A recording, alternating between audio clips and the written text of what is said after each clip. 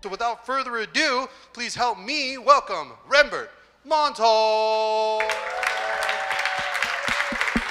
Thank you. Thank you so much. All right, is this thing on? Can you hear me? Nice. Thank you for the introduction, and kind of sounds like you're talking about somebody else sometimes, so it's pretty surreal. Thank you. And thank you all for being here. Appreciate that. I think the main thing that I want to convey here is that I always just like creating stuff, and I don't think anyone should like narrow themselves down, especially at the start of your journey. My opinion, not ever, to narrow yourself down as I am this role. Like you just want to be creative and create stuff, and you want to call that an artist.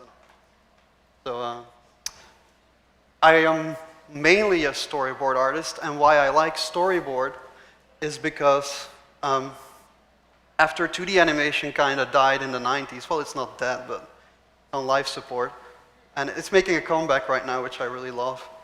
I always loved Disney movies from the 40s, 50s, 60s, and there was some real good draftsmanship and acting and showing emotions.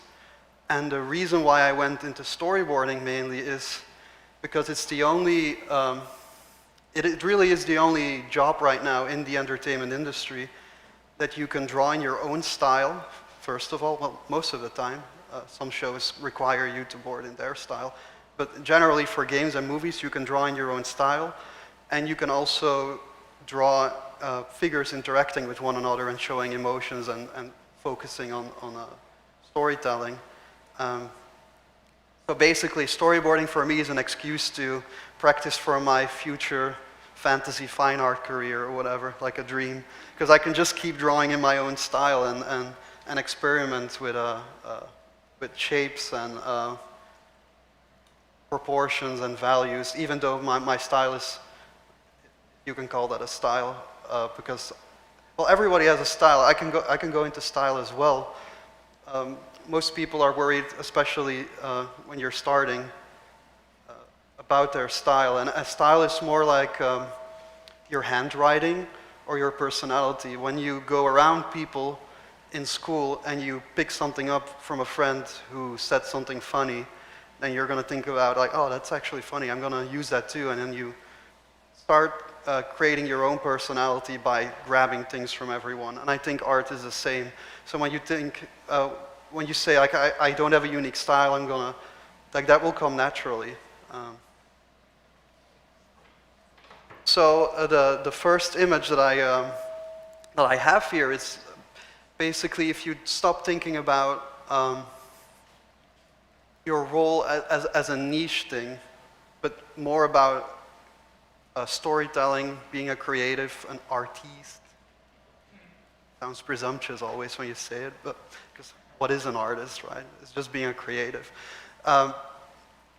This poster that I did for a League of Legends called, like in January, like a season start. Yeah, that's it. That came from a simple sketch, a drawing that I did, and it's on the next slide. I'm going to get there. And so, the most big games, movies, they come from little napkin sketches. And I think that's a very good thing to realize, that when you're starting a project, that it really does start from a napkin. And that's what I like about storyboarding as well, because you come even before the concept artists, especially if you do beat boards and mood boards, like the ones here. Let me just quickly go here. So these were done for that season star trailer, and I barely get a script. The script isn't even finished, but then I just have to come up with some compositions, which is super fun, because it's blue sky. Like, it's just, okay, it's, if you know the champions' names, Kaisa and Talia, I remember. And they're in a desert, and there's going to be monsters coming out of the earth, and then there's going to be like some sort of Gandalf moment at the end that she's falling into a pit. And these are done without even the script being finished. So this is the first thing that you would send to a vendor or a studio or the director, and you just sit together to pitch something.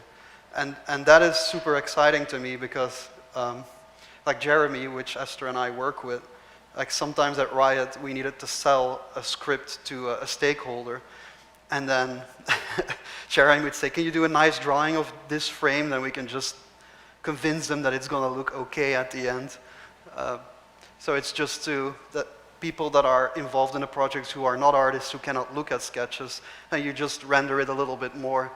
I don't know if this is common for storyboard artists to do this as much. At Riot it was, and since I was there for almost 8 years, I kind of lived in a bubble, because I hear sometimes other storyboard artists tell me that it's not as common to do on other projects. But I really enjoyed doing these. As you can see there, there is Pantheon sitting on a graveyard of bones and stuff, and that was used for this idea on the bottom. This is basically me taking 3D assets that had no lighting, and I just painted on top of them. The reason why I have an interest in painting as well so much is because in school when I started, we had to make an entire short film by ourselves in our bachelor and master. And nowadays they changed it, that you have a team, and you have one that paints the backgrounds, one that does the storyboard, one that does the animation. But back when I was there, you had to do everything yourself, so that's why I had to paint, because else my backgrounds would suck. Didn't want that to happen. Having said that, I did do concept art on some of these projects. Painting for me is nerve-wracking because I don't have a process. Like when I paint, I more look at it and I try things. I paint textures, I scan them, I find textures online, I just throw it on top, and I'm just trying to. So whenever I have to do paintings, I don't have a process, and I also don't want a process when I paint because I think it's fun and it's something that I do in my free time. For drawing, I have a very rigorous process, which I'm going to go in later. But for painting, I like to just mess around with it because I want that to stay something that I enjoy doing in my free time, and sometimes for work, but mostly for work, I want to focus on drawing. Here's another example of a sort of a rendered, more storyboard, beatboard from also for League of Legends. I think that's Vayne and a soldier that is going to die in the next shot by a dragon, as I remember correctly. So these are the ones that I would do for the director, which was Jeremy at that point. Here are a couple more. That's Zeri, and I'm blanking. It's been 3 years that I've worked at Riot, so forgive me. But anyway, these are sort of the beat boards. Karma, that's her name. Yeah. And then on Valorant, I also did a couple of these with the new font that they put into in the trailers, that direction they were going with. Like, I really enjoyed working on Valorant a little bit more than on League, because with League, when you worked on a cinematic and you want to do, say, a Misfortune cinematic, that's like a girl with a pirate hat, and when you go into her room and you're designing props, then anything you do has to go through a lot of world-building teams and writers. And it's like, does Misfortune have a table stand near her bed that looks like this? And I was like, but with Valorant, it was more, it was so ingrained in me that when I was working on the first Valorant cinematics, I was like, shouldn't we pass this through someone? And it's like, no, we can do whatever we want because there's no lore established, so cool, you can just make whatever you want. Also with Valorant, what happened a lot in these beat boards that I would render a little bit, here it became the campaign image for Fate, that was a Turkish agent. Basically, I like the idea that, I forgot the name of it when you do the things on the hand. Is it henna? Is it in Turkish the same? You call it henna? Anyway, she had that on her design, and I thought it would be cool that she seemed like an aggressive champion to me who would punch first and ask questions later. And when I said that to the director, I was like, cool, that's going to be the YouTube thumbnail. And I was like, haha, sure. It's like, well, it happened. That's cool.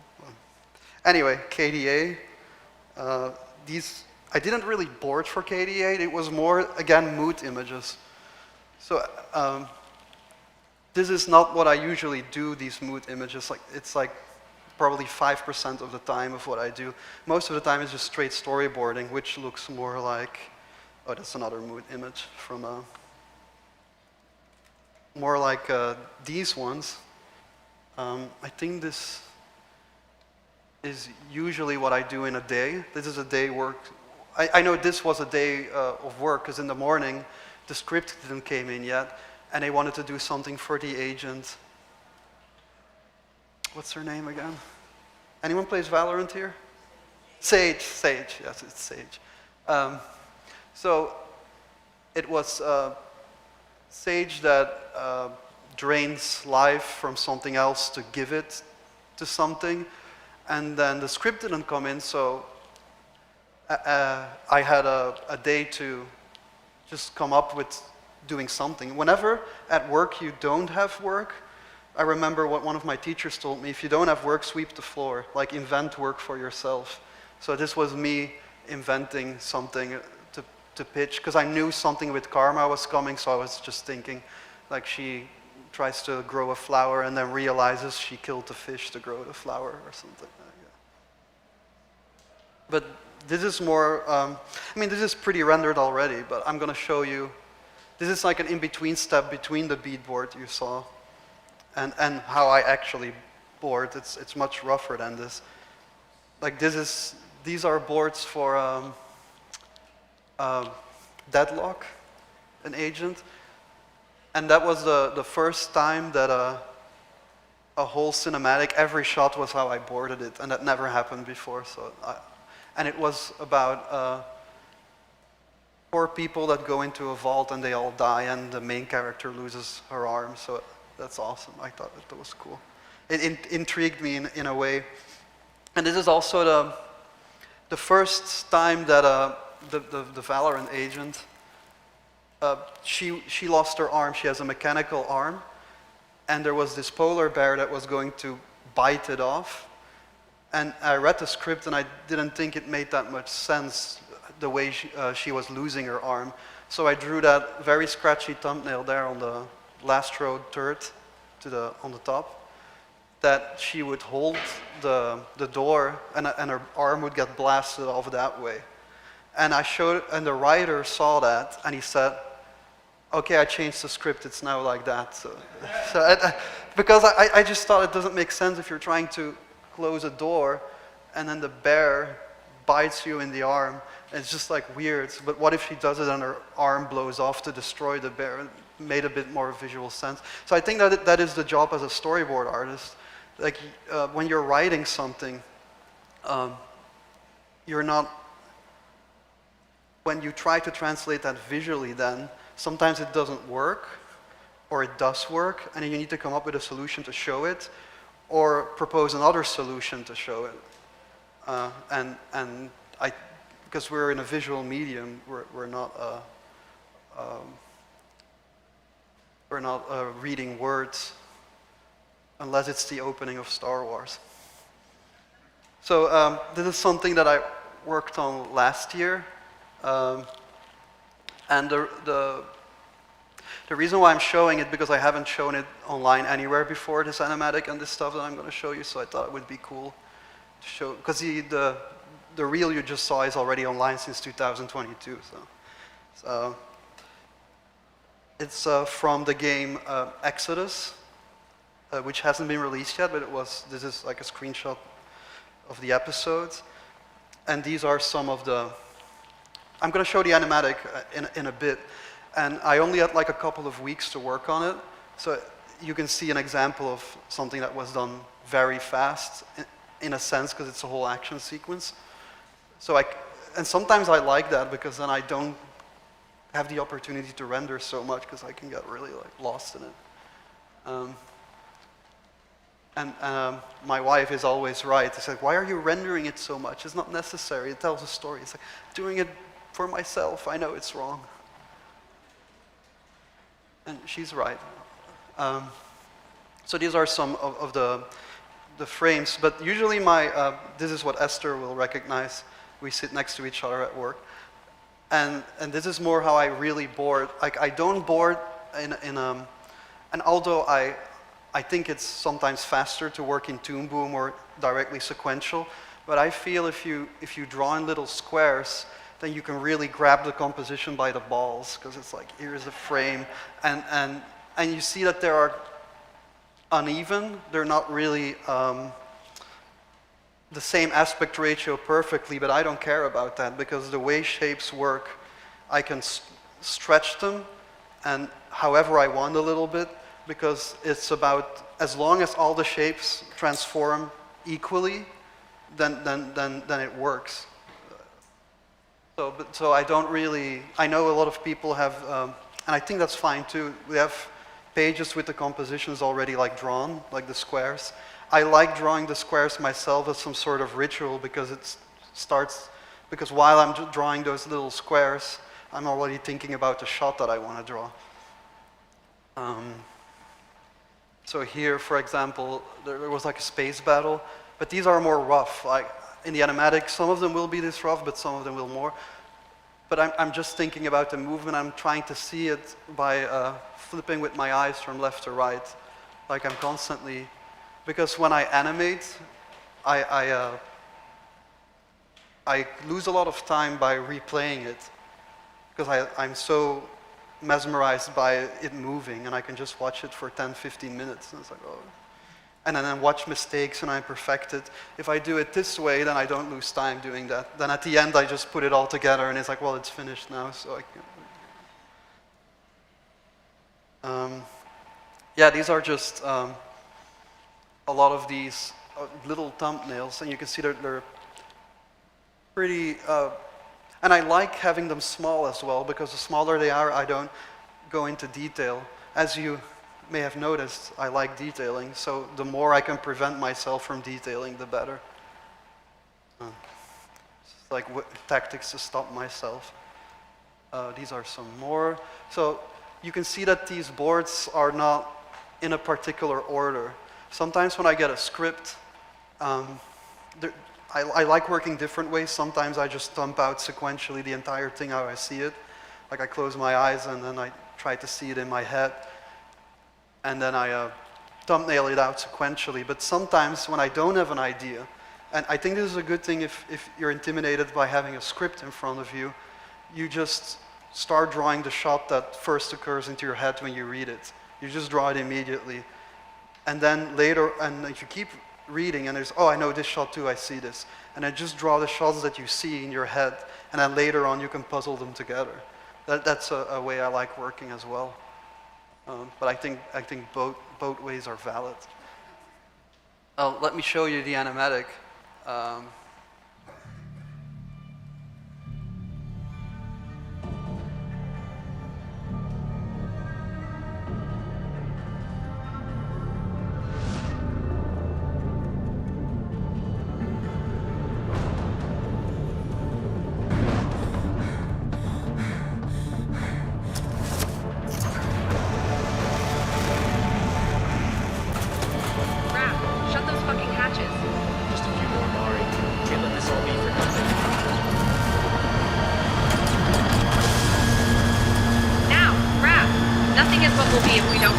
I'm lifting.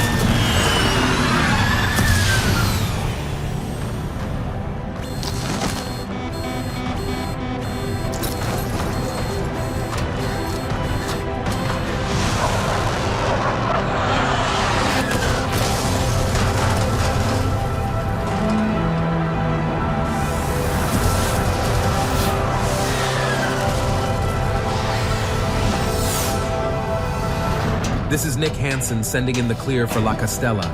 Mari, if you can hear me, do exactly as I said. That voice! Rep, that's my father. Make your run for the gate as close to the celestial ship as possible. I'm going to shut down the forward launch tubes in 3, 2...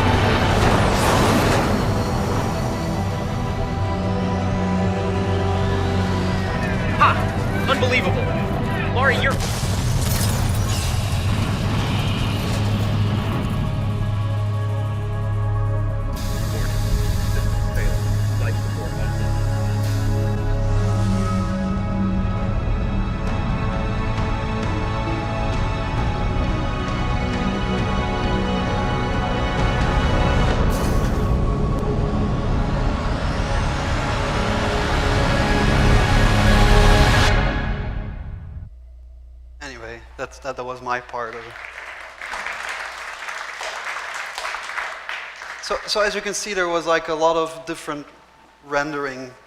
So sometimes it's just whatever I feel like in the moment I want to push further. Because if you render a little part, or if you have a shot that I'm going to speak because it's my opinion. I find that if you render something, that makes you more exciting to work on the rest. And sometimes if you have a long scene, then you need that kind of. It's like a mana bar. I think we're all nerds here, so it's like a mana bar. Like every time you do drawings, your mana goes lower. But if you render a drawing, then you get a proc clear casting, and then you can get mana back to me. So whenever I do a good drawing, it like motivates me to do like, okay, it's like.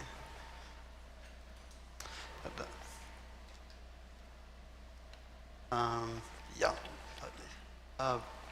So now I can quickly show some stuff. I had the clearance to show some boards from, and this is the first time I'm also going to show those little thumbnails. I can't show the animatic, that will be for another time.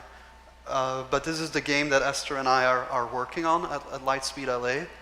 And we have a couple of Gnomon students. I mean, they're no longer students, they graduated.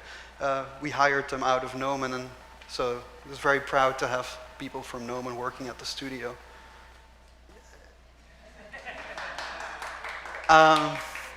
Yeah, and this cinematic was at the Game Awards not last year, but the year before when we announced it. Esther joined us March, April last year, I think so, yeah. We have a lot of work to go through, so I'm really glad that Esther is helping, because I was like, I can't, one board artist for all these. And it's also good to have different ideas, because I have, as a board artist, you have a lot of shots that you fall back on. You have your bag of tricks. So I always love seeing work from other board artists, because they have different bags of tricks, and I can steal them. Now you know Esther. So I'm going to show the one that is on YouTube, because I can't show the animatic as much as I would like to show that. Okay.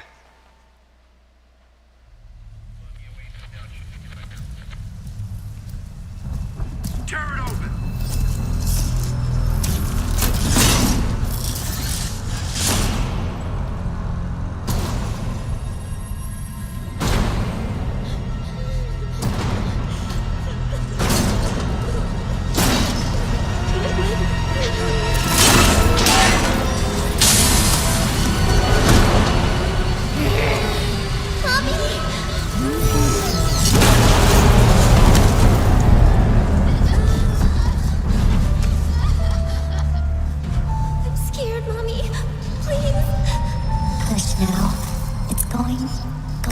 Going to be okay. The demon is here. It's the demon.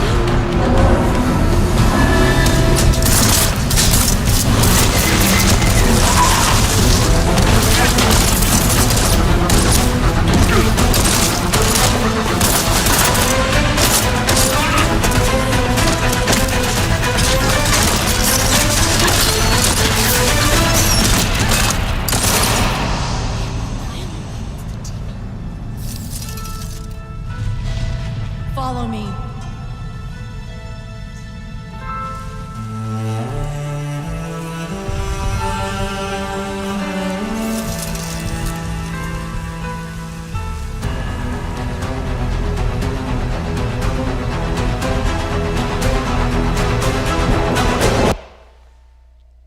Anyway,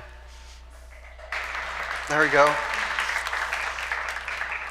You know what I always think about when there is that shot here with "Mommy, Please," because after we did the animatic, we acted out the actions for the timing, and I was the dead droid on the ground, and Jeremy, who Esther and I work with, played the little girl, and he's a super tall guy with a beard. So So he was doing like "Mommy, please" to me while I was on the ground. So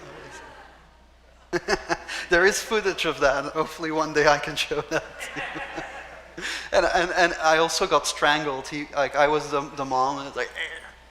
And I think the director was also the droid at the moment, and Jeremy grabbed Emmy and like against the wall. That was fun. That was actually really fun. So, as always with a script, we did like 40 versions of this one or something, because it was an important one because it's the first time we show anything about the game to the world. So the first temple was somewhere else in Japan. I forgot the name of that temple.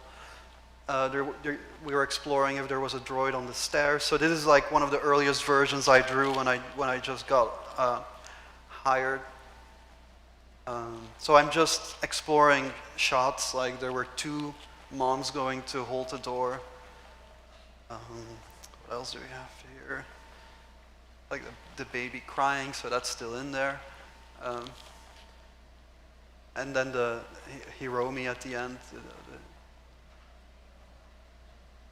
So here are more from the animatic that I cannot show, but I can show frames. So there's a more exploration of holding the door. There was a version that we would start on the kid or eyes and then zoom out. But we're just exploring stuff. Like maybe the mom is already dead outside, the mom droid. And just exploring shots, are they gonna come out? So that is the fun part of storyboarding, in my opinion. You can just explore, play around, and really draw in your own style. Like if I want to do hatching in the shadows, I can. If you work on a project that has a certain art style, which is great, because then you can learn something new as well. But I'm always trying to learn or look at old masters. Like Esther knows that I'm a very particular in my art taste. And I think as an artist, you should have a very strong taste, opinion about what you like. I think the more you know what you like and the more you know what you don't like, that will help you inform where you want to go. If you ever feel like even looking at stuff you don't like is good, because then you know what you don't like to do. And sometimes when I look at artists, I not only look at what they put in, but also what they left out. I think that's as important. But yeah, this is all an excuse for me to draw in perspective. Perspective is also very, like I don't, every shot that I start, I just think, where's my horizon line? And that is the most important thing to me. I'm not even going to start drawing a character in a scene if I don't know where all my vanishing points are. Unless I want it to be flat, and that's also a choice. But I always like to exaggerate perspective in a little bit more in all my compositions, because I know the more you render something, it's going to look more flat. It's like when you do a gesture drawing, and the more detail you add to a gesture, then it's going to look more stiff. So I'm always trying to, it's better to overdo something than to try to be too timid, because you can always pull it back. It's better to make a movie too funny than not funny at all, too scary than not scary at all. So I would always err for the more dynamic. I think it's a better idea. Here are some more. That's me getting strangled by Jeremy. Yeah, so that's not it, because I want to install one more thing before we can show nudity, right? You shouldn't only, like, a sketchbook is very important to me. Like I think I had the sketchbook around here somewhere. Oh no, that's not the sketchbook. Someone is that somewhere. But to me, sketching is very important, because it's not just that I do it to get better. I just do it because it became a habit and I enjoy it so much. Well, sometimes it's a crutch as well, because it's like, I haven't drawn today. I feel like I lost a day or something. But it's totally okay if you chill a day or two. You know, if I could give myself advice when I was a student, which in retrospect would be easy to say, like, don't stress that much, don't work that hard. You know, it's okay to sometimes not work a day or two, to just, because I was very, like, 12, 13 hours a day. I one time went to a hospital because when I drew, I like clenched my teeth, and then my mom bought me like a jawbreaker candy, like a big one, and I couldn't put it in my mouth.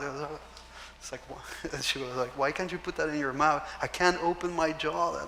So I had to go to a doctor to like to open the jaw a bit more.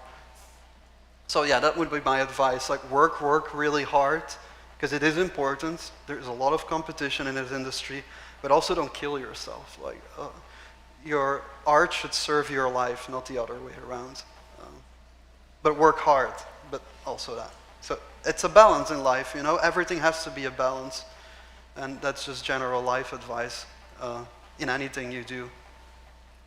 So, but still, when you have moments, like I was standing at my bus stop when I was 15, and I was just standing there with my phone doom scrolling, and everyone else around me was scrolling, waiting for the bus.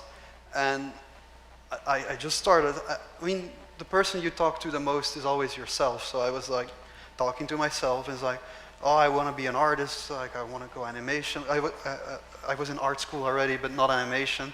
I was thinking about it. It's like, fuck, but I have to be bleep. I can bleep that out later. I have to do so much drawing because I want to, like, if I want to do that, then I have to practice a lot. And in my head, so why aren't you practicing now? You're just doom scrolling. There's people around you.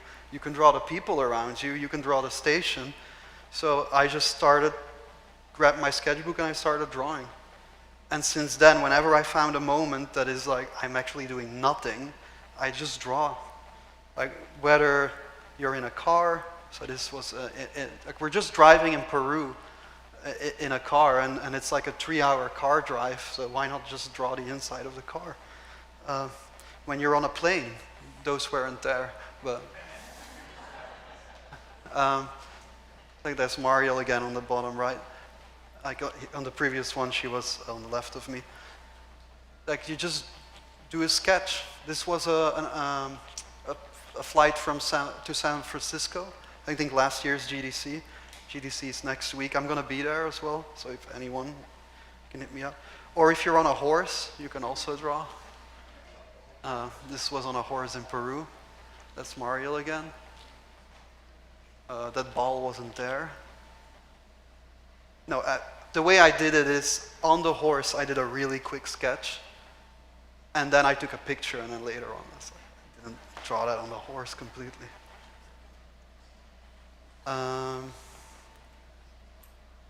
Yeah, I'll just end with this Jinx and Vi, and then I can open it up for some questions. So, do I have time for a demo, or how are we going to, like 15 minutes? I'll do a 15-minute demo. Cool. I'll just do a frame, because I'm not going to storyboard an entire thing, because we're going to be here for 6-7 hours. Unless you want me to, but then everybody stays. Nobody can leave. All right. So let's see if this works. It does. So first of all, I would do a frame. Let's draw some frames of me watching you, because I don't know what to draw, so I'm just going to draw what I see. But the horizon line is pretty high. Like I mean, there's no rules to composition. There's Edgar Payne. Does anybody know who Edgar Payne is, the painter? He has this book that, which is a great book, and I love Edgar Payne, but it says, in his book there is a line that says, this is good composition. Your horizon line has to be high or low. If it's in the middle, it's boring. And I find that kind of limiting. There's reams of artists and artworks that I admire that the horizon line is in the middle. So, but generally, the horizon line is low or high. It's just because shape-wise, the two shapes you create, the earth and the sky, have the largest contrast already. And I think anything in the recipe to life is contrast. Either in value, pattern, color, chaos, order, like stuff like that. So anyway, I'm rambling. I told you I can ramble, so. So then I would look, okay, my first vanishing point. What I usually do is I don't draw vanishing points like this, like that, because why I don't do that is because this just took me 5 seconds, and I can just do this when I pull it through in less. You just pull it through like that. And when I'm thinking about the composition, I just sometimes, and they don't have to be accurate. Like, I actually don't like perspective drawings that are super tight with a ruler, personally, probably because I did architecture class when I was younger, and we had to do everything like with those old boards, like in architecture class before. Well, we had CAT back then, and what is it, InDesign or something? No, not InDesign. I forgot, it was like a free software where SketchUp, that's it. You love SketchUp? Oh, not SketchUp. Well, now everybody knows. So, anyway, back to perspective. A loose perspective. So this would be like the first 3 seconds, and what I would do next is, the way I think about vanishing points that I don't see, because also what you don't want to do is like have this frame here, right here, and our vanishing point is here now. And then you got to think, oh, to get the 3-point perspective, my vanishing point is way off here. But if you're storyboarding, you can't do that because you're going to lose a lot of time. So what I just do is I eyeball it. So I have one. This is my extreme on the left. This is my extreme now on the right. And because I have these two extremes right now, left and right, I can, like in animation, these are my keys. So I studied animation, so everything in my brain is wired like that now. So that's my 2 keys. And then you do your breakdown, it's called, but breakdown would be like in the middle here. And because I did those 3 now I can just fill in the rest in the middle. And I don't have to, I mean, it's not going to be 100% accurate, but if you just follow in between in the same lines, then you're going to get a, and you can do this in extreme as well. Same for the other way. If I do this right now, this is my extreme, because I just drew a line, and anything that relates now in the middle, like right here, to this imaginary point off, and I can just fill it in. And that is how I always quickly establish a perspective, because I'm just eyeballing it a little bit. Like I said, it's not 100% correct, but who cares? Like, really.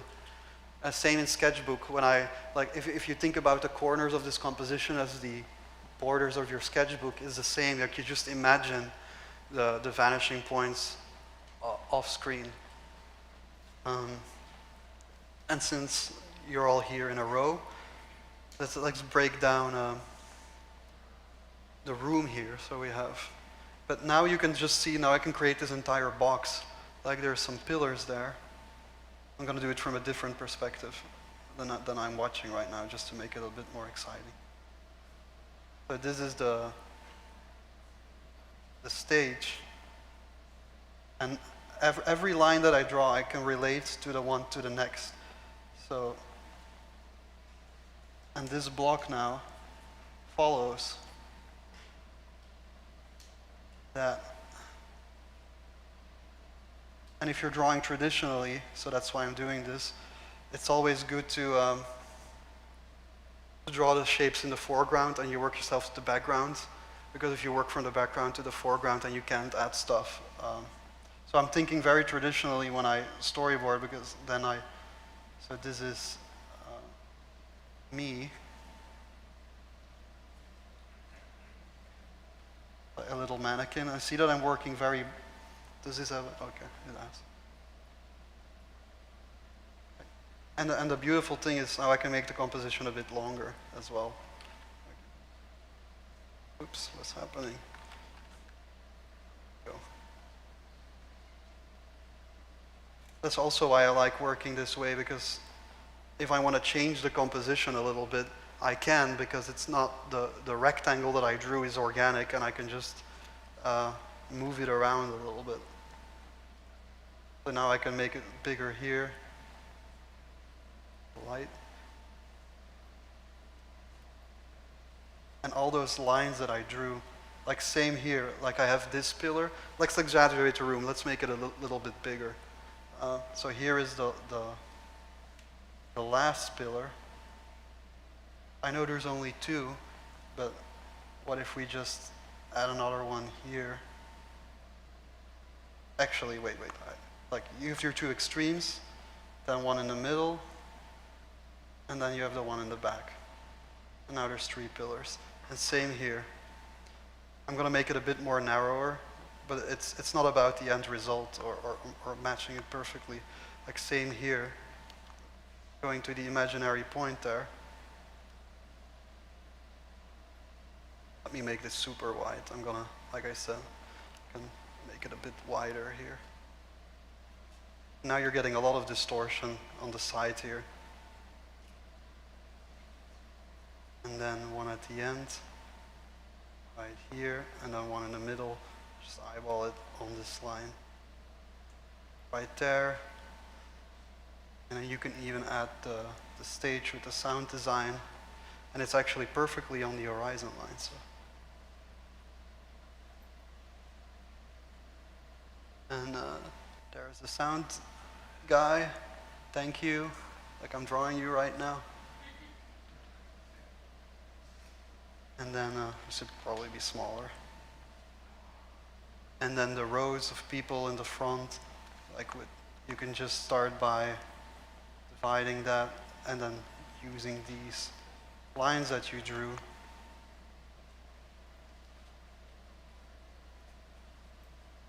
Sort of put everything inside of it. And there's a little table with Esther on it.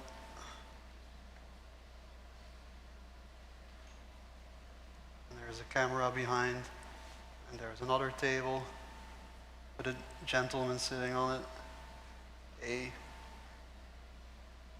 And then here as well, 1, 2, 3, 4, 5, 6 chairs. So let's just make it 5, whatever. But here, like you can just now it looks like I'm super high. Like you're also small, but it doesn't really. But that's okay if you want to make it a. You want to fix that because the perspective still works, you can. Make it smaller because those lines are still in the same sort of, and this pillar actually works nice because it locks your eye there. I'm just gonna add a line here so that your eye doesn't go off screen and it can go here.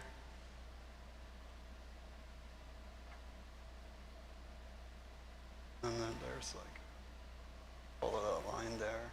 And the rest is just, you take in half, then half of half, here, and you just pull it. And there's a door.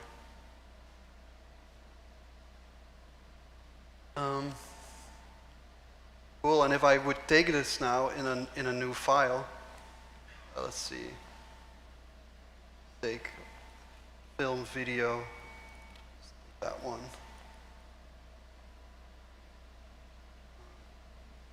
Turn off these extras, so let's go dark gray.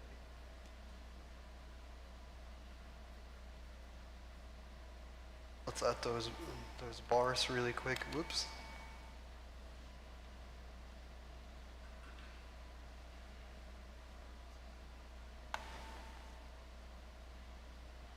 And what I meant with is you can just take this, and when you cut it out, you can, even though it's not perfectly symmetrical, now I can go in here and match it up to that. And then you can still mess around with it a little bit. Like I can move the camera around with what I've drawn. But so that's how that works, sort of. Any questions about that? Or yeah, go ahead.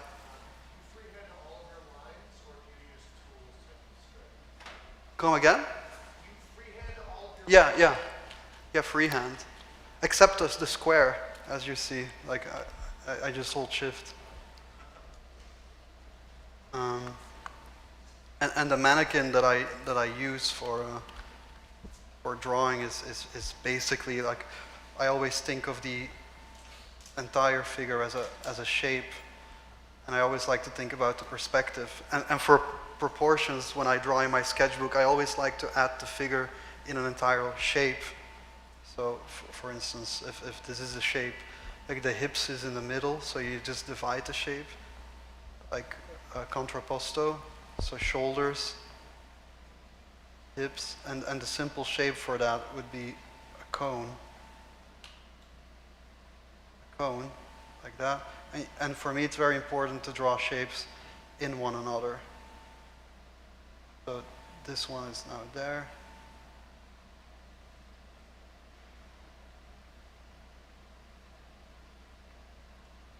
And then this one goes in the other direction.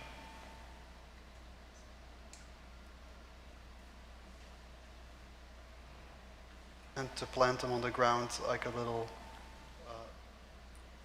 drop shadow.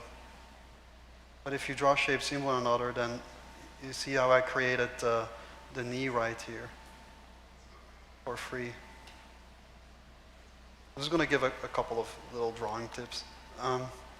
Same if you draw a head. The reason why I like a box is because now I know I'm looking down. I like to connect this for the ear here.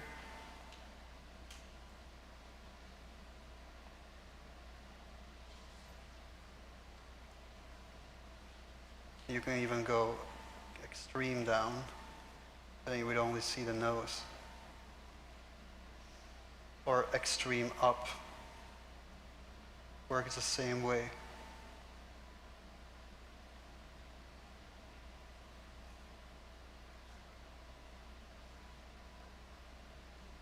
Probably then the shoulder would overlap.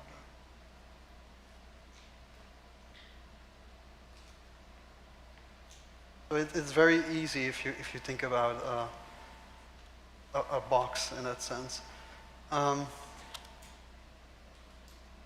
For hands, like I'm just gonna give like a little, like it's always good to draw the hand, like draw shapes in one another and create the elbow for free, like an X here.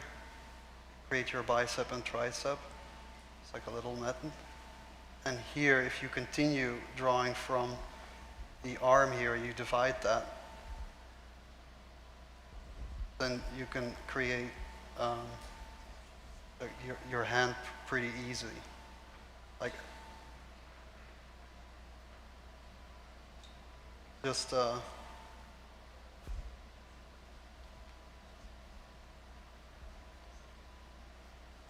it's just some little drawing tips. Any questions? Yeah, go ahead. I can help you with the questions. Whose hand was up? Awesome. So we'll do one, then we'll do two, and then anybody else that has a question, you can put your hand up as well, but I'll give you a microphone to make this a little bit smoother. Water. Because then the people at home can also hear. Oh, yeah. Hey, on your cinematic sequences, Yeah. so like how you did this frame, do you work in passes to finish it? Like, do you have a first pass, second pass, third pass on layers? Or do you just do it all in one? So I had an animation teacher that, so what I usually do is I work on that same layer. What he would do is, usually in animation you do your rough animation, and then you take another paper and you clean it up.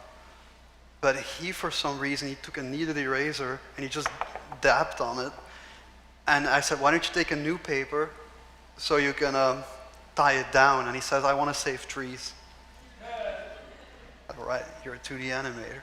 But so what I do now is I have this drawing on this layer, and I just lightly dab it like my teacher did. I erase it. Instead of turning the opacity lower, I don't want that. I just dab it low, and now I can come in here and because I also like leaving. Oops, what is a touch screen? Awesome. It's just like touch. Okay. Because I like seeing those sketchy lines. I don't want to lose them. Like I don't want to create a tie down and just throw the sketch away. I like having that movement of lines that are like sketchy behind it. I think it adds so much movement and texture. So I just draw on the drawing I just had, and then I can start detailing. And you can start adding other stuff, for example, right? With the perspective that is there,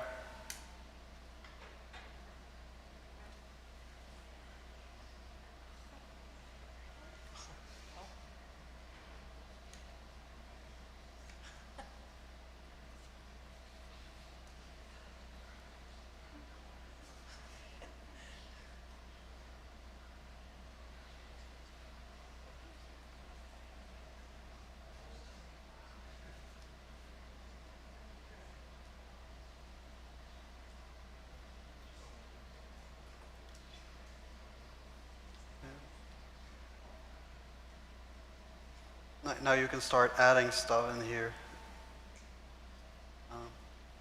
That's a unicorn.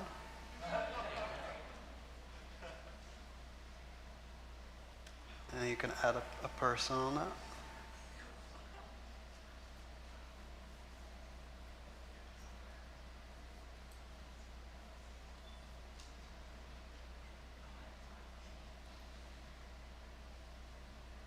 It's all like this sort of mannequinization.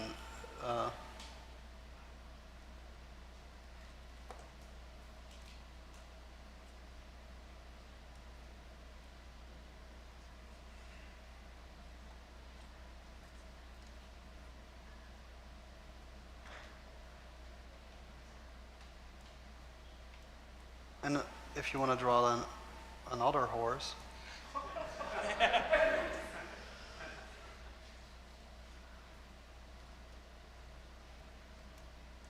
You're all horses now. You're bronies.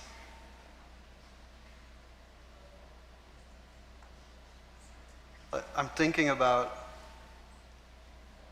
let me use another color. I'm still thinking about this perspective that I put them in.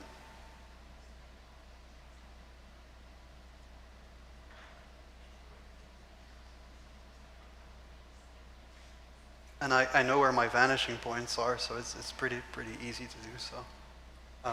Wait, did that answer your question about steps? It's like, I told you I'm ADHD, I can go and yeah. Okay. Howdy. Okay, so Where what is are your... you? Oh, sorry. Oh, hey. I'm right here. Yeah. Hello. It's always weird if I don't see the person. It's like an ominous, disembodied voice. Where am I? So what is your strategy with how you use specific colors? And is it to clarify which sequence you are in when you're storyboarding? The color? Yeah. Yeah, it's to indicate. Sometimes I don't do color coding, but I like color coding. There's some that don't like color coding. Hello, Esther.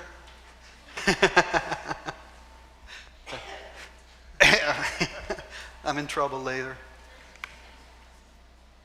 Did I answer your question? Or okay. Did you always color code? Was that something that you picked up? So when I joined at Riot, I was sitting next to Sung Eun Kim and Ryan Woodward. I know I name dropped there, but it has a function why I name dropped it to just show how blipping intimidated I was. It's the only thing I could do was damage control. Whenever they would show their animatics, and it was like at the end, I always wanted to go first, so it's not a disappointment. So they're really good. Ryan Woodward and Sung Eun Kim. I would recommend looking them up. What was the question again? Did I answer it? I don't know. Yeah, I thought it was really cool how you had like some of the animatics was like super animated out. That was like more than I feel like I've ever seen coming from storyboards. Do you do animation in your free time still? Yeah, sometimes. I should do it more now. But Do you post that anywhere? yeah, I actually have a wait, I can show something. Go to my art station. Give me a second, I'll pull it up so you can get a next question in the meantime.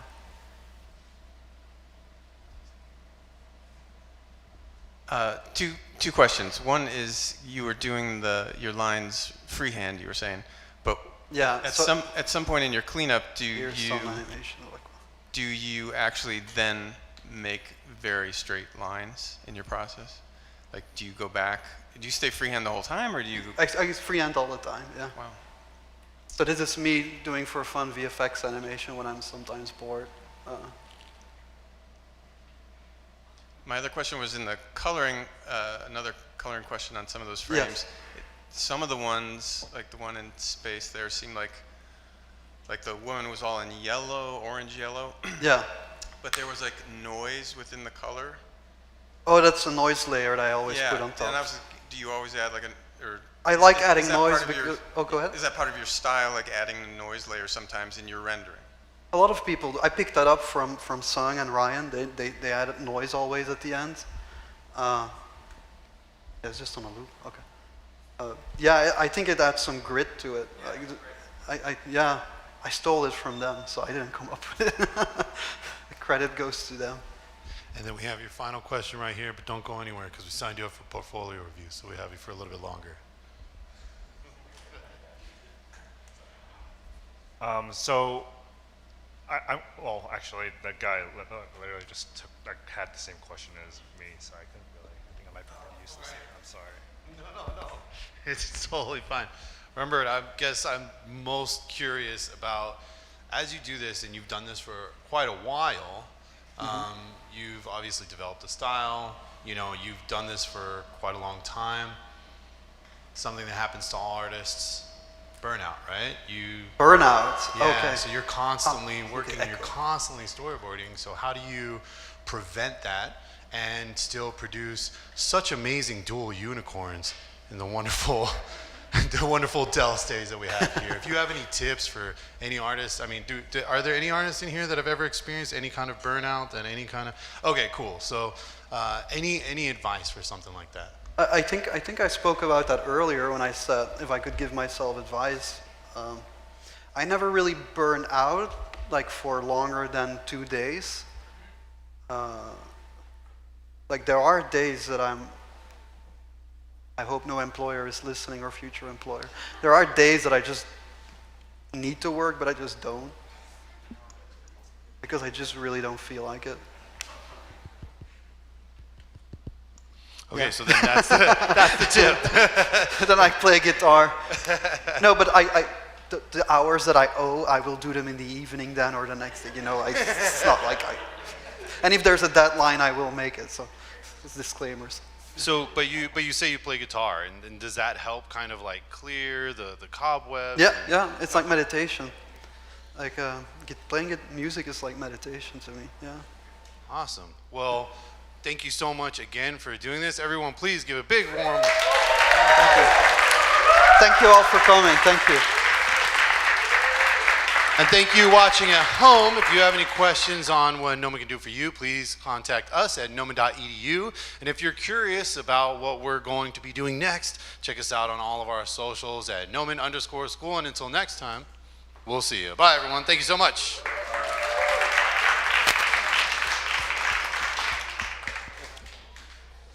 Need to come and help me.